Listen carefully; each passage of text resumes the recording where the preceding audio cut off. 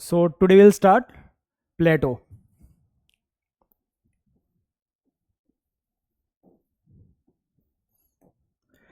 हमने सोक्रेटिस पढ़ा, सोक्रेटिस का एसेंस पढ़ा, what exactly he wanted to convey, and he is disciple of Socrates. और ये सोक्रेटिस के बहुत क्लोज थे। सोक्रेटिस ने ऐसा कुछ भी नहीं लिखा, he did not write anything. So whatever we know about Socrates, it is because of Plato. जो भी कुछ फिलॉसफी और पॉलिटिकल फिलॉसफी जो प्लेटो की है, it is what we call the essence of Socrates. Socrates के ideas पे ही इन्होंने अपनी जो भी फिलॉसफी है वो बिल्डअप की। अब प्लेटो का जीवन कैसे स्टार्ट हुआ, what were the things which made him to think about that I need to do something about the prevailing state of affairs। मैं ये बात पहले भी दोहराई है और अब भी दोहरा रहा हूँ। जो भी फिलोसफर्स हैं, जो भी थ्योरिस्ट हैं, they would recognise something in the society or something in the individual as such, and they wanted to bring their ideas so that they can propose something concrete। ये बिल्कुल सिंपल सी बात है, ऐसे randomly बात नहीं कहेंगे। Their theoretical assumptions make sense in the political phenomena, political scenario। fine। so what he observed, उसने क्या देखा, कौन कौन सी ऐसी चीजें थी which made him to think, and what is his main concern। first we explore that so that when we are going to explore his ideas, हमको पता चले कि भाई उसके मेन कंसर्न्स क्या थे, what exactly he was thinking, and what made him to say whatever he is saying, what made him to propose whatever he is proposing। तो उसकी फिलोसफी का जो एसेंस है वो कैसे निकल के आया।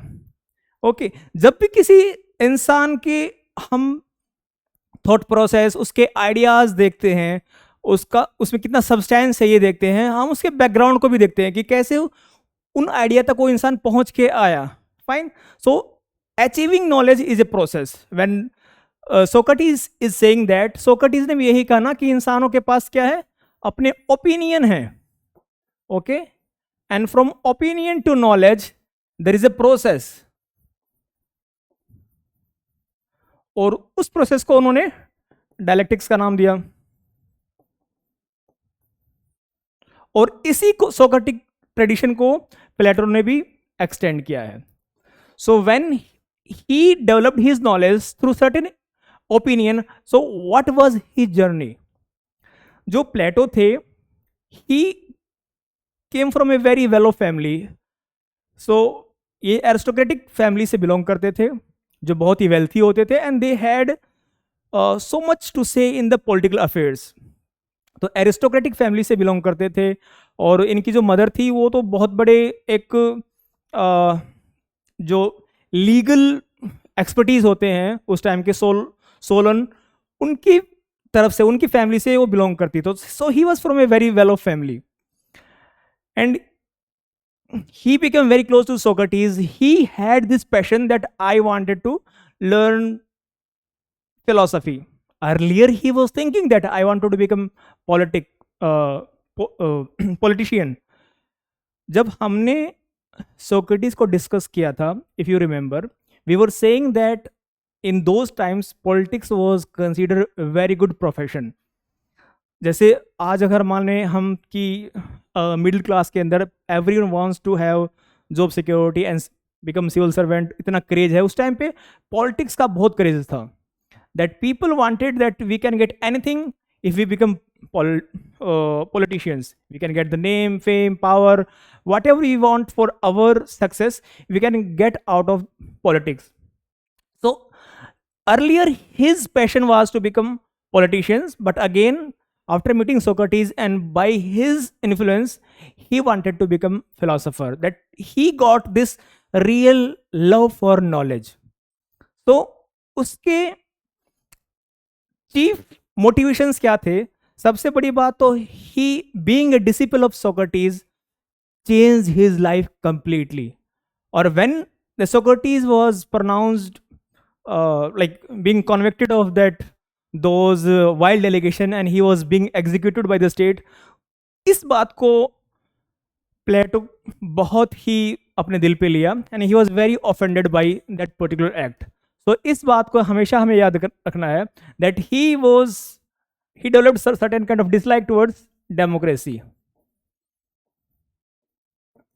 Okay, he developed certain kind of dislike towards democracy, and he even called that democracy is equivalent to the mobocracy. अब democracy,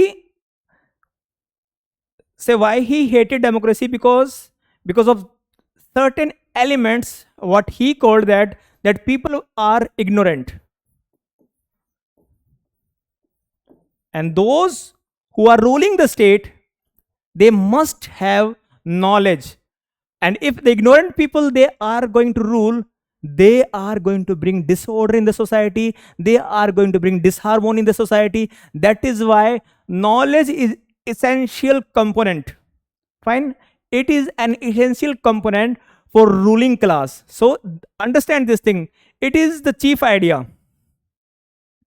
Fine, it is the, we discussed na that virtue is knowledge. ये सीधा question भी आता है, सीधी एक ही coat पूछ लेंगे आपसे, ये लिख के virtue is knowledge. Virtue means excellence. So excellence is related to knowledge. अब इस पर्टिकुलर डायमेंशन को like sophist they are claiming to present knowledge in a different way, लेकिन यहाँ पे जो सोक्रेटिक ट्रेडिशन है they are saying that knowledge is something which is not, which cannot be achieved with the sensory organs. You have to do something transcendental to find out that knowledge. और यही आज का discussion का सबसे हमारा centre of the discussion रहेगा कि what is his theory of knowledge, his theory of forms. So this is going to be our chief motto of this particular lecture. अब यहाँ पे एक बात समझना आप, when we are saying that he wanted that there are some irrational elements in the political class and they should be changed into the those who are having knowledge. अगर इस particular class को, political class को, अगर we cannot bring the knowledge element, अगर ऐसा नहीं कर पाए हम, तो we are going to see only ruin in the society. This is what he was concerned about. अब ये जिस बैकग्राउंड में बोल रहा है, we have to understand that in what background he is saying all these things. सबसे पहली बात,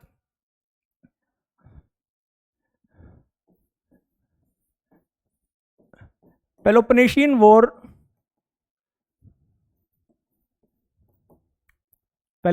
हुई.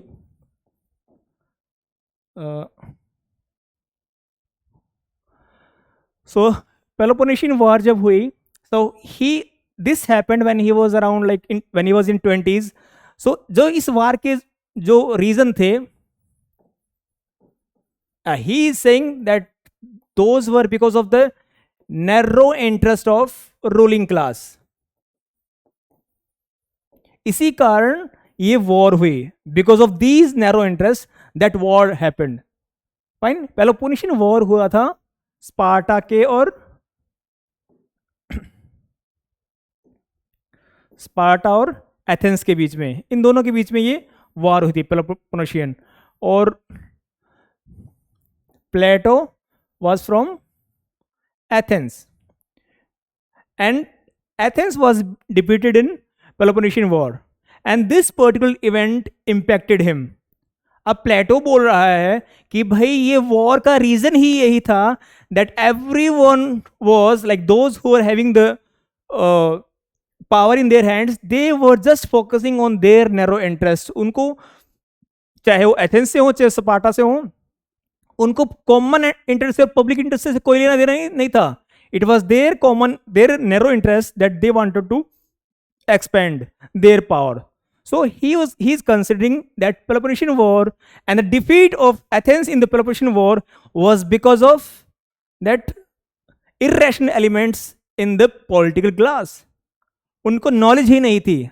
So this is what he was saying. So ये पहली चीज है or we can say that this was, he is attributing कि because of lack of knowledge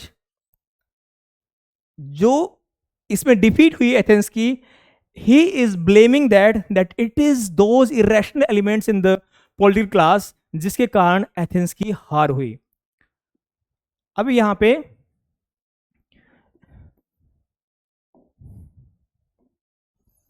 पहली चीज, death of Socrates which impacted him.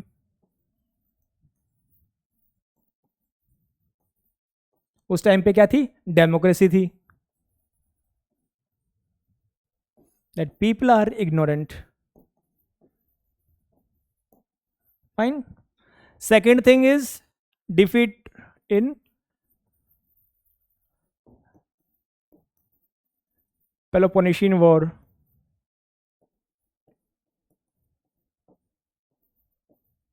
Okay, again he is attributing to the ignorance of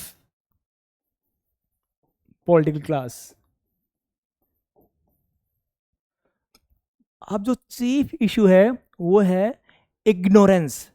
That political class is ignorant, they do not have knowledge.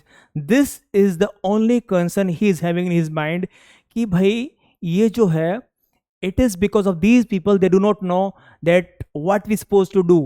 उनके पास वो understanding ही नहीं है, वो knowledge ही नहीं है. They do not know how to rule. It revolves around that. And the third thing was, after this particular war, the prevailing situation happened कि भाई massive inequality थी सोसाइटी के अंदर. फाइन.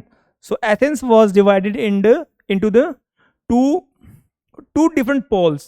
एक तो super rich and the second one is poor. So society was divided. Okay, and again both these communities, चाहे वो poor हो चाहे वो rich हो, they were just concerned about their own narrow self interest. ये चाहते हैं, अगेन बहुत ज्यादा लोग कौन है? बहुत ज्यादा जनसंख्या देवर पुअर. यहां पे बहुत कम लोग हैं जो हैं रिच. Understand this thing. लेकिन दोनों ही अपने अपने नैरो इंटरेस्ट पे फोकस कर रहे हैं. जब डेमोक्रेसी आती है, in that the poor is having say in the government affairs. तो again he is saying that it was these ignorant which led to the death of Socrates.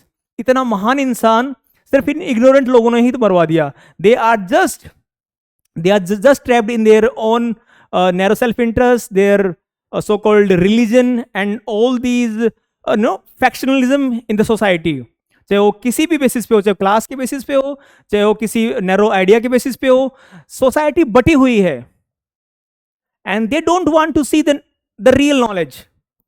And that is why they could not tolerate when this particular person, he was trying to tell them about the real knowledge, they couldn't take it. We are going to come to this particular point. When the Socrates were trying to tell the people that this is not what exactly you are seeing, ये knowledge नहीं है, you have to learn knowledge, you have to grasp the real idea, वो लोगों से tolerate नहीं हुआ. They were thinking that he is bringing his own religion when he is talking about the conscience, that you have to look into yourself, that knowledge reside within you. अरे भगवान को छोड़ के आप अपने अंदर झांकने की बात कर रहे हो. They couldn't take it. Fine. So that is why he was being executed. So ignorant people ने एक बहुत बड़े इंसान को ऐसे मार दिया. He was saying that no, we cannot give politics to those people who are ignorant. And here these people, they become super rich. They are also disregarding this particular society. इनके इंटरेस्ट को ये भी नहीं देख पा रहे हैं. अब सोसाइटी तो फैक्शंस में डिवाइड हो गई ना. फाइन. अब यहाँ पे डिफरेंट तरीके की गवर्नमेंट होती थी वहाँ पे. ठीक है. अगर मोनार्की है, सो अगर मोनार्क पब्लिक इंटरेस्ट की बात कर रहा है तो दैट इज गुड. बट अगर मोनार्क अपने सेल्फ इंटरेस्ट में ही, अपने आप में ही इंडल्ज है, तो वो ट्रायंट बन जाते थे. Fine. They are just focusing on this thing. उनको कोई रिगार्ड ही नहीं है. अगर डेमोक्रेसी है तो डेमोक्रेसी वो something they consider that those people those who are poor or in majority, they are just concerned about their own benefit. उनके benefit के लिए कुछ किया जाए, they are just concerned about that, and they are disregarding about others. Common interest को नहीं देख पा रहे हैं. But when we talking about polity, that is the good form of democracy. In that, एक तो है बहुत अच्छी फॉर्म, दूसरी है deformed kind of we are talking about. तो ऐसी डिफरेंट सी गवर्नमेंट उस टाइम पे प्रिवेलिंग थी, और ये हम जाके एरिस्टोटल में पढ़ेंगे पूरे प्रॉपर तरीके से. Anyway, here those people who were having power, rich people, they were just centered about themselves. Fine. That is why there were chaos, there were disharmony in the society, and it concerns Plato. Is that clear to you till now? Okay.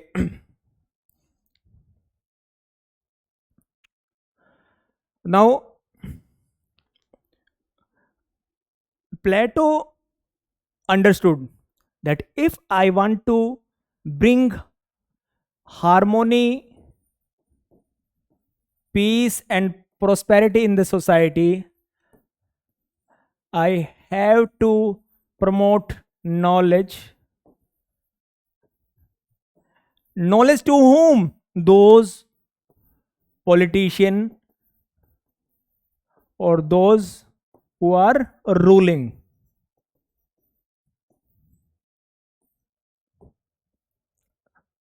पूरा का पूरा इसका जो इसकी political philosophy है, revolved around this particular thing. Those who are ruling, they should have knowledge. He is saying that either philosopher should rule or those who learn the philosophy, they should rule. या तो जो ruler है उसको philosophy पढ़ाओ, या फिर जिसको पहले से ही फिलोसफी आती है, जो फिलोसफर है, उसको रूलर बनाओ. This is what his chief idea. इसकी कोट भी है, उसके ऊपर क्वेश्चन भी आता है. So his entire political thought is political philosophy revolved around this particular dimension.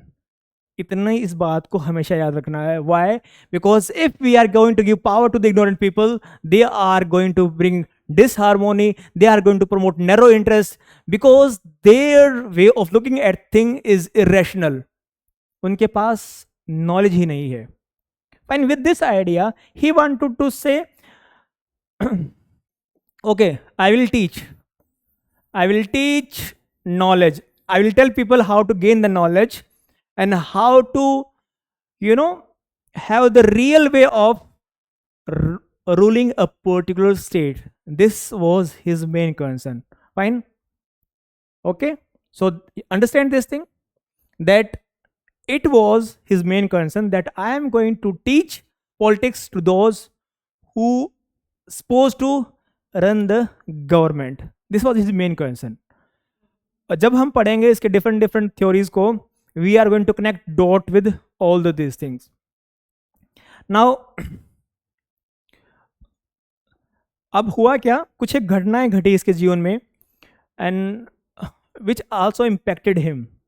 So with this particular idea, he went to several places, he was visiting. और उसके एक दोस्त थे डायोन करके. सो डायोन के जो ब्रदर इन लॉ थे, he was king.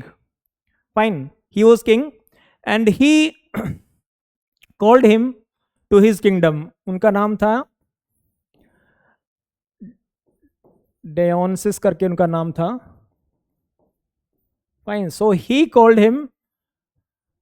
He was Tyrant. जो monarch who are self-obsessed, who are just focusing on the self-interest. Fine. He was Tyrant, and ये इसका brother-in-law था, and he was the friend of Plato. Okay. अब डायोन अच्छे friend थे प्लेटो के. प्लेटो को बोला कि प्लेटो आप यहाँ पे आइए, और जो मेरे ब्रदर इन लॉ हैं Dionysius, please teach him how to rule, help him how to rule. Fine, इसको कुछ समझाइए, कुछ बताइए कि कैसे एक अच्छा रूल किया जा सकता है. Then he was being called in his kingdom. वहाँ पे गए. Then he started to teaching Dionysus about how to rule. And again, when you are trying to teach something philosophical to a person who is just self obsessed, जिस इंसान को self interest से ऊपर वो उठना ही नहीं चाहता, उस इंसान को आप फिलोसफी पढ़ाओगे, उसको आप नॉलेज की बात करोगे, उसको आप बताओगे कि आपको सेल्फ इंटरेस्ट को परे रख के आपको कॉमन इंटरेस्ट के ऊपर ध्यान देना है. फाइन, कि सेल्फ इंटरेस्ट को छोड़ो, this is not the real thing, you should focus on community interest, common interest.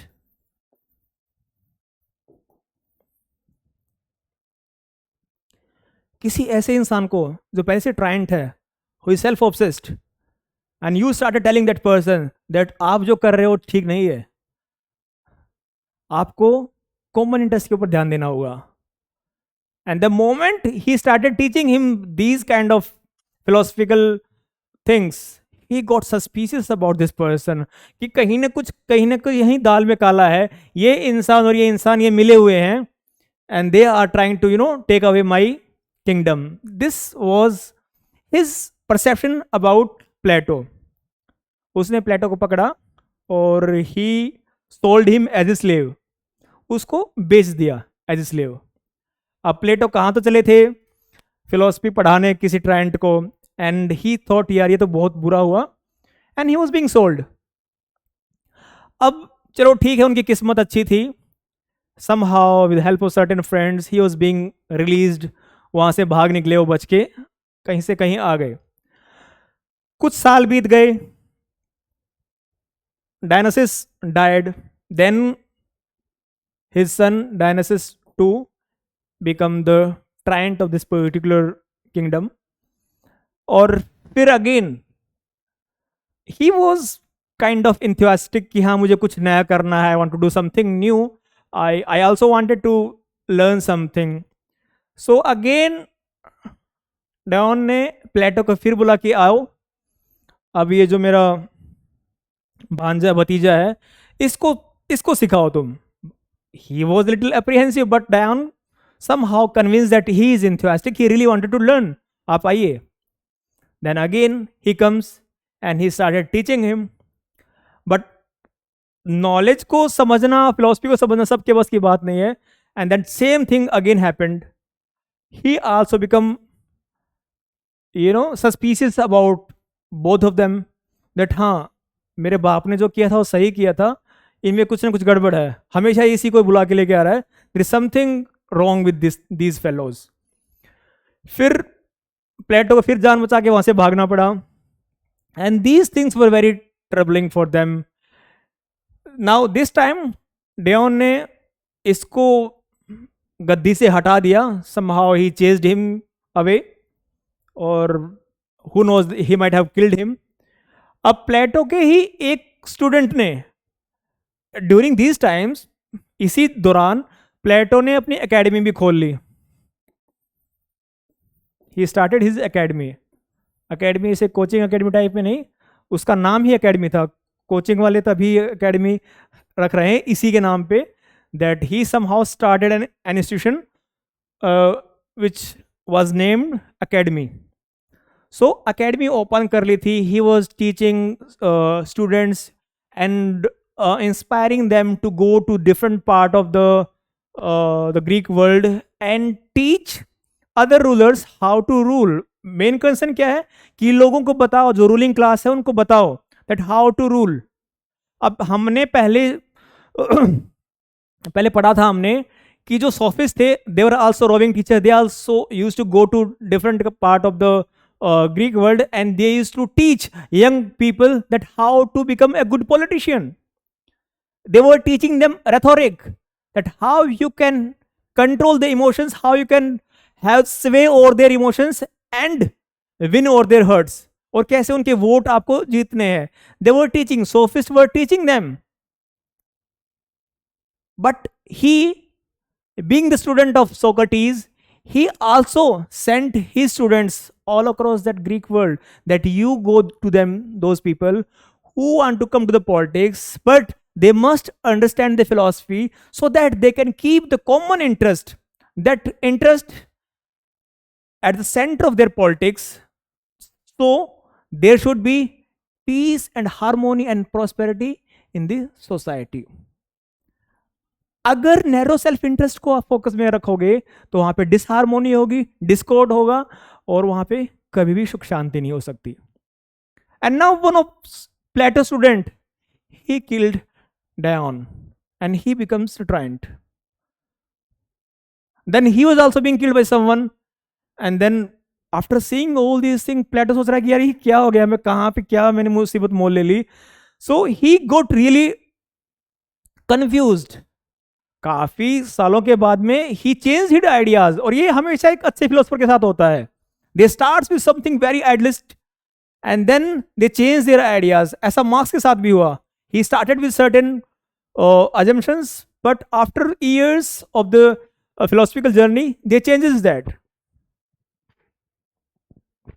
Okay, so Plato wanted to promote knowledge among those people who are supposed to be the ruling class.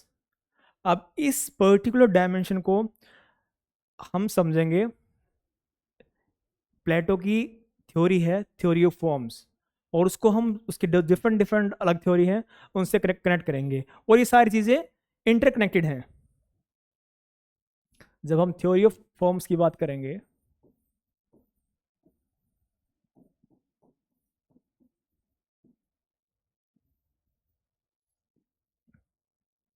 हम देखेंगे ये theory of education से भी connected है,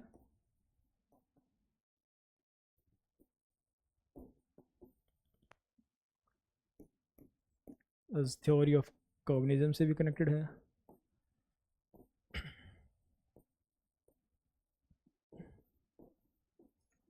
और इस idea of philosopher king से भी कनेक्टेड है.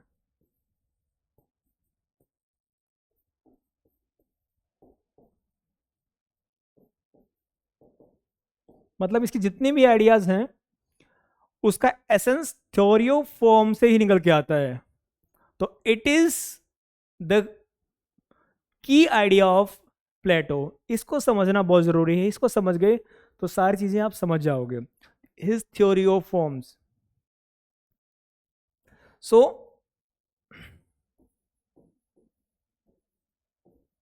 प्लेटो theory of form, let's understand this.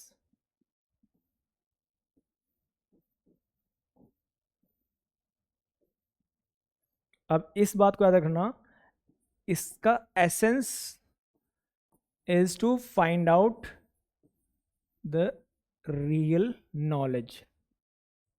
ये है fine. The essence is to find out real knowledge.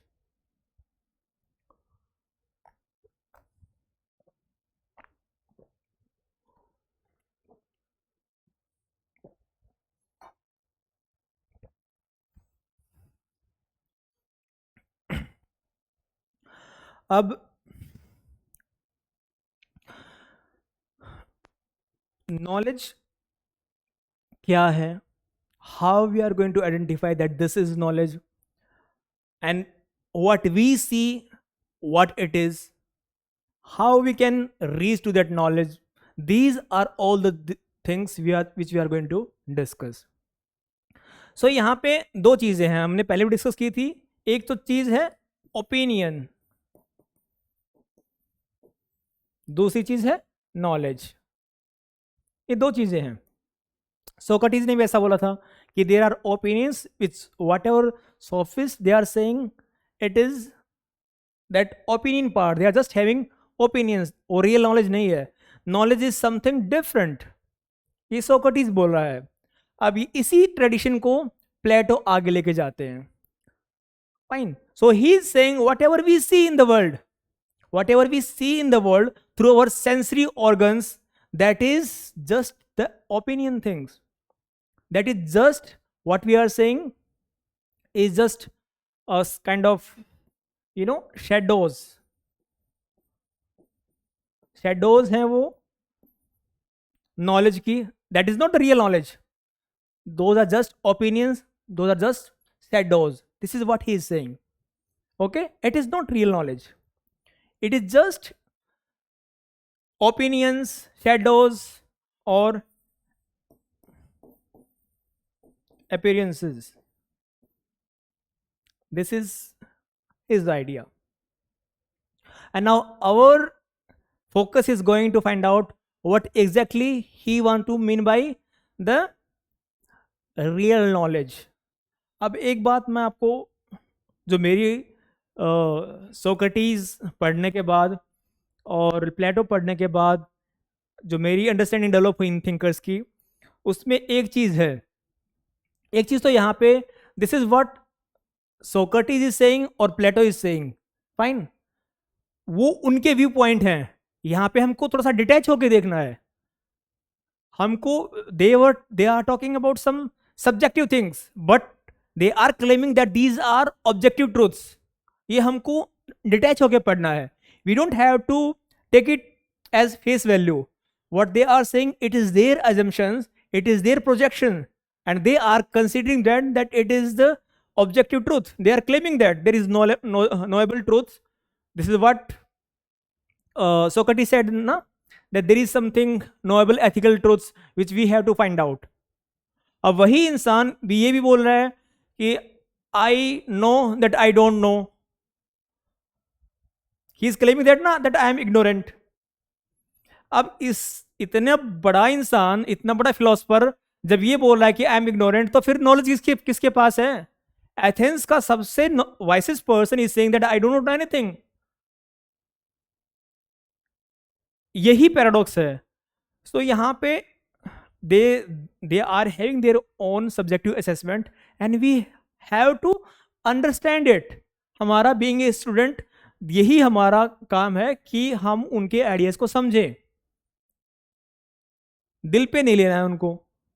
Because if you started feeling that okay, this is what exactly they are saying and we have to understand it कि हाँ ये knowledge है, no. क्योंकि उसका गुरु बोल रहा है, Socrates बोल रहा है that there are knowable truths but I do not know those. मेरे को अभी तक नहीं मिला है वो. And here Plato is claiming that I know that is why I am teaching. अरे मेरे को पता चल गया तभी तो मैं टीच कर रहा हूं ना. That is what Plato is claiming. As per Socrates फिर तो वो वाइसेस नहीं है. He is not wise because he is claiming that I know knowledge. I am just discussing this thing कि हमको सिर्फ इनके आइडियाज को समझना है and we have to write as a arguments in our exam. So when he is claiming that there is certain knowledge which we cannot just discover as we find out, things as we see in the world, कि ये AC है, ये camera है, this is the chair and all those things. No, it's not like this. It is beyond that, and this is what we are going to discuss here.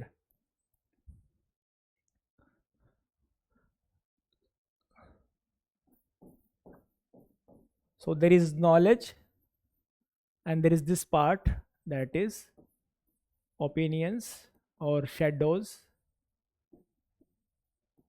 This is knowledge and this reality. Shadows are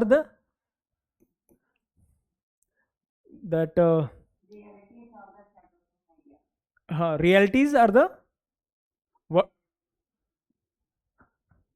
Realities are the shadows of ideas. So it is the idea thing. Okay.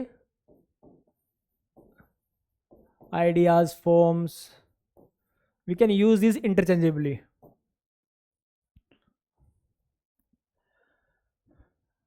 Okay.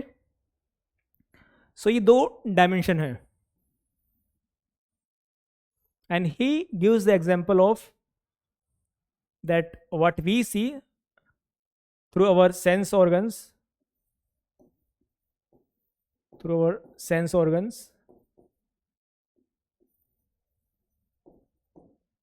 those are appearances or shadows.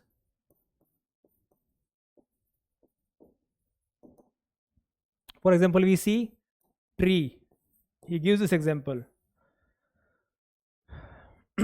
So we see tree, ये भाई एक पेड़ है, this is what we see, this is just a shadow, a different kind of opinion जो हमने देखा है, but there is treeness, ये इम्परफेक्ट आइडिया है, just understand this, I will explain, imperfect idea or just opinion on appearances, and this is the perfect one.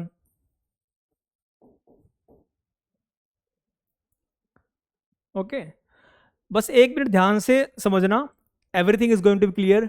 अब यहां पे बोला है दैट वॉट एवर ट्रीज, हमने ट्री देखा, अभी छोटा ट्री है, ये बड़ा ट्री है, इसका तना किसी का छोटा है, किसी का बड़ा है, फाइन. और कहीं पे ज्यादा पत्ते हैं, कहीं पे कम पत्ते हैं, so these are different different trees we are seeing, imperfect manifestations.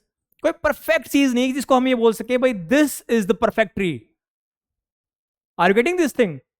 So there is no any particular example of tree which we can say, which we can claim कि भाई ये ट्री है ना, this is the perfect one, which we can say हाँ मैंने देखा भाई perfect tree को.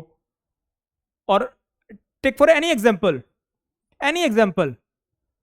whether it is beautiful girl, beautiful boy, or example of beauty, any example, what you can see, that is not the what we call the real knowledge or the real form, that is just your projections, just what we call shadows. Okay, is it making sense to you? So this is realm of opinion, यहां पे सिर्फ opinion है, और ये realm of knowledge.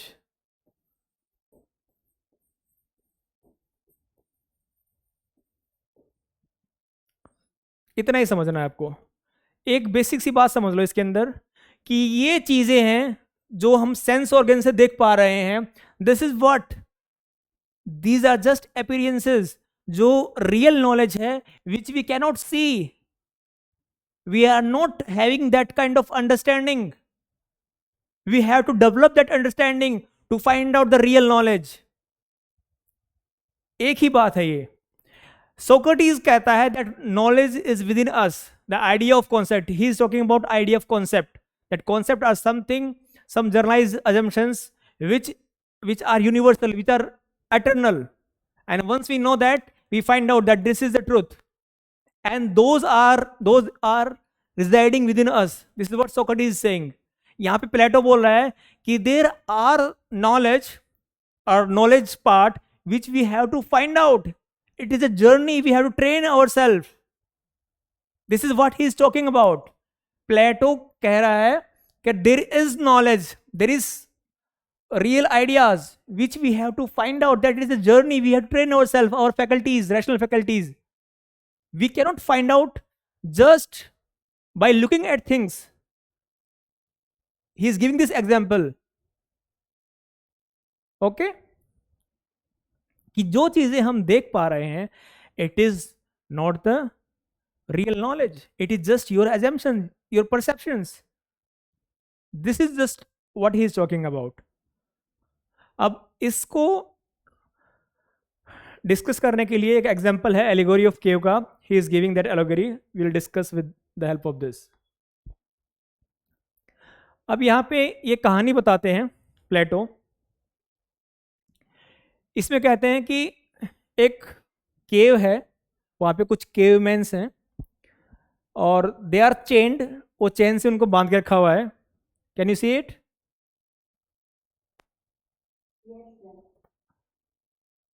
इसको okay.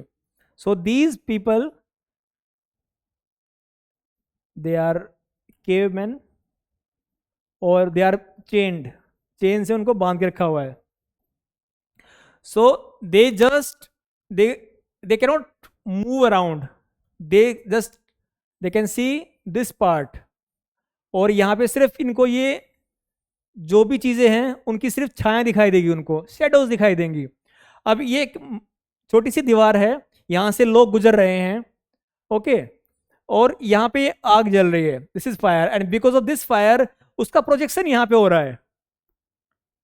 Okay, समझना इस बात को कि जब ये लोग जा रहे हैं यहाँ पे, और ये पूरा रास्ता है यहाँ से, ये तो सिर्फ गुफा दिखाई दे रही है आपको, ये पूरा रास्ता यहाँ से लोग निकल रहे हैं, ये कोई भी चीजें लेके, कुछ भी चीजें लेके गुजर रहे हैं, इसकी प्रोजेक्शन यहाँ पे पड़ रही है। And these people, those who are looking at these thing, ये सोच रहे हैं कि यार यही है सब कुछ, यही यही पेड़ है, देखो ये ट्री, ये पक्षी है यहाँ पे, ये फिर आदमी है, ये सोच रहे हैं कि यार यही है रियलिटी। फाइन, बट ये रियलिटी नहीं है। यहां पे मैं समझाऊंगा आपको that they are just having opinions here. Okay, fine, ये एक स्टेज है जहां पे सिर्फ इनके पास ओपिनियन है, 3 स्टेजेस से गुजरेंगे ये। ओके, यहां पे समझना, now they are having opinion and they are saying जो हमको दिख रहा है ना, यही है सब कुछ। And when one of them, he or she comes out of this, और जब यहाँ पे छलांग लगा के पहुंचता है, तब वो देखता है कि यार ये तो बंदे निकल रहे हैं यहाँ से डंडा उंडा लेके, ये तो रियलिटी में है ही नहीं, ये तो लोग तो ये हैं, और ये पक्षी और पेड़ ये तो ऐसे हैं, isn't it? Now he is seeing something here. So जिन चीजों को वो समझ रहा था, अब यहाँ पे उनके पुतले देख रहा है वो। ओके, अब उसने चीजों को देखा, वहां पे ओपिनियन थे, अब now he is believing that, he is having certain kind of believes, but still he और she is not having the real knowledge. अभी उसने कुछ देखा है, यहां पर तो सिर्फ वो प्रोजेक्शन देख रहा था। Now he saw something and he is having, okay यार this is what I am believing, कि यही ट्री है, यही पक्षी है, this is what he is saying. समझ रहे हो आप? ये दूसरी स्टेज पे आ गया है, और जैसे ही यहां पे आया, इसको आग भी दिखाई दी यहां पे। ये बहुत प्यारी कहानी है। जैसे ये बाहर आया, इसको ये आग भी दिखाई दी, और उसकी आंखें चुंधिया गई। It was like his eyes were itching, दर्द हो रहा है आंखों में, बहुत सारी चमक है। इसके पीछे बहुत प्यारी सी बात है। What he is trying to say here is that whenever you come in the contact with the knowledge, it is not easy. जैसे ही you get exposed to the knowledge, जैसे ही आपको knowledge थोड़ा बहुत भी टच करेगी, it is discomforting. When you look into yourself and you find out about your own habits, about your own way of thinking, जब आपको अपने बारे में सही पता चलता है ना, तो it's very discomforting. लगता है कि यार ये हूं मैं, this is who am I. So whenever you come to the knowledge, understand this beautiful allegory of cave, कि जब थोड़ी सी बहुत भी हमको रियल नॉलेज का थोड़ा सा एहसास होता है ना, अभी तो नॉलेज तो है भी नहीं, तो यू फील डिस्कंफर्ट। अगर डिस्कंफर्ट सहन कर लिया,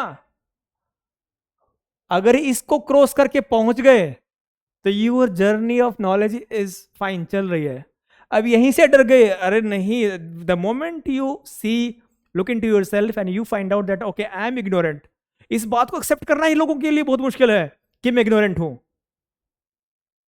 and the moment you accept that I am ignorant and you look into yourself, that is very discomforting, बहुत दिक्कत होती है।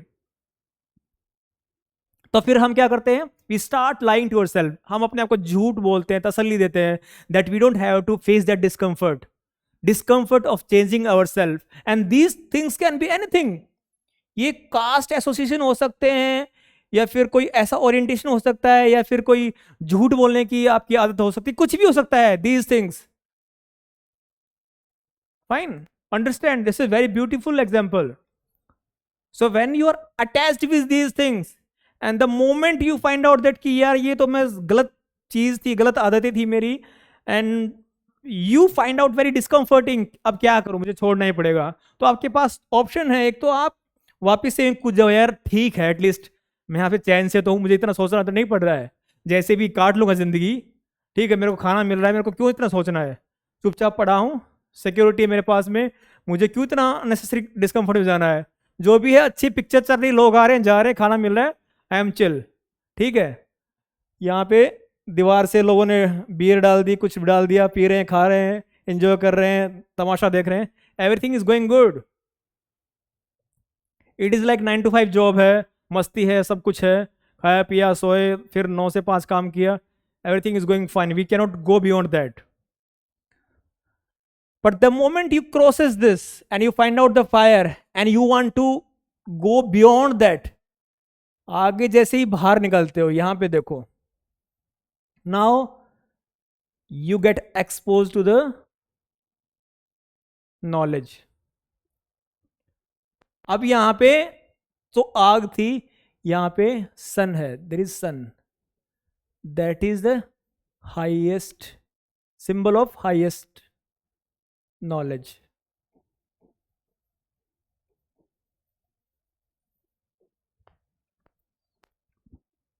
Okay, it is symbol of highest knowledge. जैसे उसने देखा यार यहाँ पे तो मैं छाया देख रहा था, यहाँ पे ये पुतले देख रहा था, अब देख रहा हूँ यार ये तो पेड़ ऐसा है, ये पेड़ यहाँ पे ऐसा है, और ये पक्षी ऐसे हैं, और अरे this is the source of real light, this is the source of knowledge, then he come to about this thing, अच्छा ये था, ये यहाँ पे तो नकली भालू देख रहा था, ये असली भालू यहाँ पे है, भालू और भालू का बच्चा। This is how we find out the knowledge part. This is what he is trying to say, that everyone is having these opinions, and it is very comfortable to be attached with these kind of opinions. But the moment you come out of this is very discomforting. अरे इतना discomforting होता है that लोग they don't want to face the knowledge. इतने comfortable हो जाते हैं लोग, the moment you are telling them truth they can kill you also, and you link with this the contemporary times, contemporary time से link करो। एक rationalist थे in Maharashtra, I think his name was Dabholkar, और शर्म की बात मुझे उनका नाम याद नहीं है अच्छे से, but I think he was Dabholkar ji थे, he was rationalist, and he was exposing those people who are exploiting ignorant people, common people, अंधविश्वास के नाम पे, ब्लैक मैजिक के नाम पे। he was running one society and they were exposing these people, those who are exploiting and propagating those false ideas, and he was being killed। Dabholkar जी की हत्या कर दी गई थी। His name was दाभोलकर तो थे ही, इनका नाम के जो सरनेम था इनका, so he was being killed. So you see a person who want to tell to ignorant people that see this is the knowledge, and he was being killed. Why he was being killed? Because exposing someone to the knowledge can be very discomforting. इतना discomforting हो सकता है that you can be killed also, and it wasn't the easy task. अरे when Plato was convincing Dionysus that you should learn the knowledge, उसको तो बेच दिया ना स्लेव बना के, he saved his life somehow, otherwise he was being killed. Socrates was being killed. He was telling the truth. He was propagating those good ideas. He was almost being he was being killed. It was Plato who saved his life. प्लेटो ने कहा था मैं ऐसी गलती नहीं करूंगा जो मेरे गुरु ने कर दी, मैं भाग जाऊंगा। He saved himself. It is discomforting. When you get exposed to the knowledge, it is discomforting. This is what he is trying to say. That whatever we are saying, those are just projections, and the real knowledge is the knowledge which is going to bring peace and harmony in the society. Okay, now just I'm going to bring all these linkages which are necessary for us to understand the Plato's thoughts. So Plato की theory of forms, theory of forms समझ में है आपको? That whatever we see, these are the realm of opinions, and there is the realm of knowledge, and we supposed to, you know, come out of the realm of opinion, and we should explore the realm of knowledge. This is what is supposed to do. Okay, हाँ, so हमको, and this is the process, realm of opinion,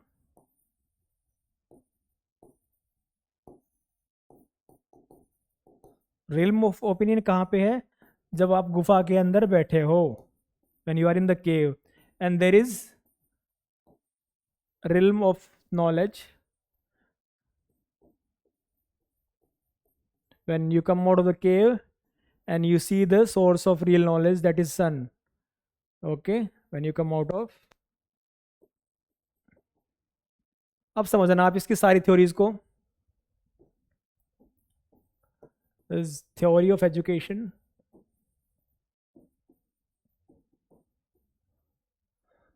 is theory of justice,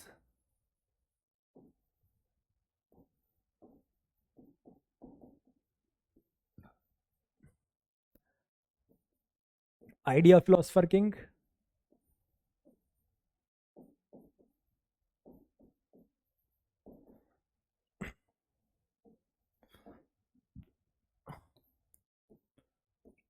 theory of communism,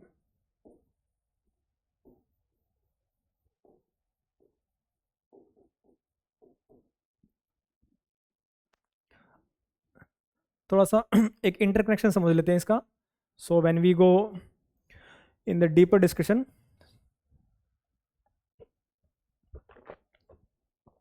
हमको ये interconnection समझ में आ जाए. Okay, now understand that what was the chief concern of Plato? Why he is just talking about all these things? What is his chief concern?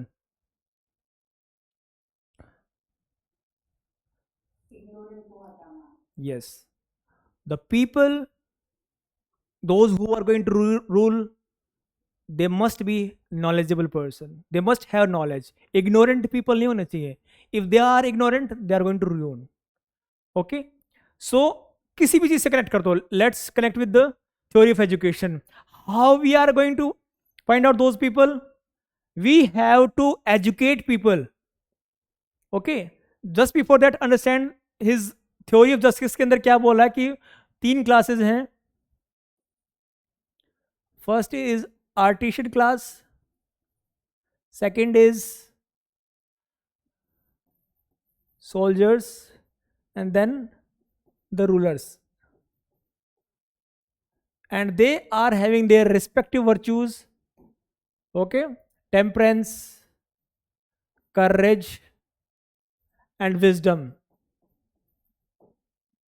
So in his theory of justice, which we will discuss in detail, in his theory of justice, he is saying that everyone is having their own aptitude, their own virtues, and if they follow their virtues, there is going to be justice at the state level.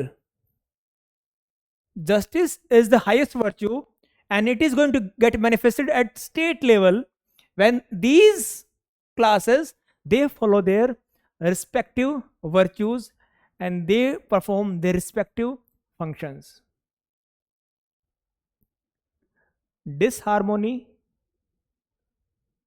or situation of war among the classes, why it is happening? क्योंकि जो ये लोग हैं ना, artisan, जो कि बनिया लोग हैं, जो कि पैसे कमा रहे हैं, fine, they are having money, and now what they want, ये चाहते हैं कि हमको अब हम राजा ही बन जाए क्योंकि हमारे पास पैसे हैं. Now those who are soldiers, they are also thinking that we are powerful, we can overthrow the king and we also become the ruler. Every one of them, if they are seeking the power, फिर तो दिक्कत होगी ना. Everyone is fighting for the power. That is going to create friction in the society, and he is concerned about bringing peace and harmony in the society through the politics. And how it can be possible when those people who are ruling class, those who are going to run the state of affairs, they must be having the true knowledge. उनके पास knowledge होनी चाहिए, and when they are having knowledge, they can rule it perfectly. So भाई जो जिनके पास wisdom है, जिनके पास knowledge है, they can only rule. This is what he is trying to tell in the theory of justice. Okay, इसको हम detail में पढ़ेंगे, लेकिन यहां से आप इंटरकनेक्शन समझो कि थ्योरी ऑफ फॉर्म्स में इसने क्या बताया कि this is something, this is the realm of knowledge, and we have to come out of the realm of ignorance, and we have to find out this transcendent form of knowledge which we cannot find out through our sensory organs. इसके लिए हमको train करना पड़ेगा अपने आप को, अपने intellect को, अपने रैशनल माइंड को. Fine through the years of training, and then we can find out. And that years of training, that years of that process from going from opinion to the knowledge is being explained in his theory of education. कि जैसे आप पहले primary school में पहले कक्का खड़ा पढ़ोगे, ABCD पढ़ोगे, उसके बाद आप हायर सेकेंडरी में जाओगे, then you go to the higher education. This is what he is saying. अलग अलग सब्जेक्ट्स पढ़ने हैं आपको, and then you are going to get refined. This is what he is trying to tell in the theory of education. And those who are going to pass the highest exam, they are going to become civil servant, IAS, IPS. Okay, they are going to rule. This is what he is trying to say, that after going through the entire process, they would be having the essence of knowledge, and they should rule the society. This is what he is trying to say. Again, his theory of communism.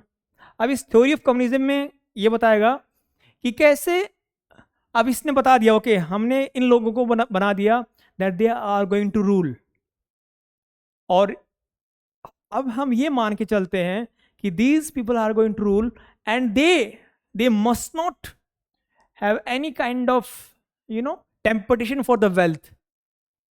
अगर उनके पास wealth की temptation आ गई, अगर family का क्या बोलते हैं उसको, पुत्र मोह आ गया, किसी का बच्चा है, मेरे बच्चों के लिए मैं क्या करके जाऊंगा, so it is going to be troublesome. Knowledge तो आ गई आपके पास में, लेकिन नॉलेज होने के बाद में भी कई कई इमोशंस ऐसे हैं which can overtake your intellect part. So he is removing that thing as well, that चलो ठीक है, ये लोग बना दिए इनको रूलर. अब ऐसा हो सकता है कहीं राजा बनने के बाद भी इनके बच्चे हो गए, पुत्र मोह के अंदर ही सोचते हैं कि चलो यार मेरे बच्चों के लिए तो मुझे थोड़ी और वेल्थ इकट्ठा करनी है, and then he started disproportionate accumulation of wealth. वो ट्रायंट बन जाएंगे. So with this idea he is bringing his theory of communism कि भाई जो रूलिंग क्लास है, जो ऑक्सिलरी क्लास है, जिसके अंदर सोल्जर्स भी आते हैं, रूलर्स भी आते हैं, they must not have property, they must not have their family. So इसके अंदर ये डिस्कशन कर रहा है यहाँ पे. And now the last is idea philosopher king, and it is the person who went through all these process, who refined, and who is having true knowledge, and that person must become philosopher king. This is what he is trying to say. यही उसका main concern है, जिसको लोग समझ नहीं पाए उस time पे, और उस टाइम पे क्या आज भी नहीं समझ पाते हैं. सो चीज़ें दिखती हैं कि आइडियल होना चाहिए. This person tried also, he even अपनी जान भी उसने बाजी पे लगा दी to teach philosophy to rulers, but it wasn't possible. And he after like certain attempts he understood this thing कि नहीं यार, अब ऐसा नहीं हो पाएगा कि मैं इन लोगों को चेंज कर पाऊँ. ठीक है, मैं मेरे बच्चों को मेरे एकेडमी में पढ़ाता हूँ, and then something will happen, let me write a book. Then he wrote his book with this thing कि कभी ना कभी तो लोगों को मेरी बात समझ में आएगी. So he also at later point of time उसको भी समझ में आ गया कि लोग नहीं सुधरने वाले हैं, और इस पर्टिकुलर फ्लॉ को उसी के शिष्य ने, एरिस्टोटल ने समझा, and he upgraded his ideas. He brought pragmatic element, he brought some practical elements in his particular theory, और उसने उसके आइडियाज को और रिलेवेंट बना दिया. So that is the essence of Aristotle when we are going to discuss these particular ideas. So this was our Plato theory form. In next we are going to discuss all these theories. Okay, so this is for today's lecture. Tomorrow we'll discuss something more.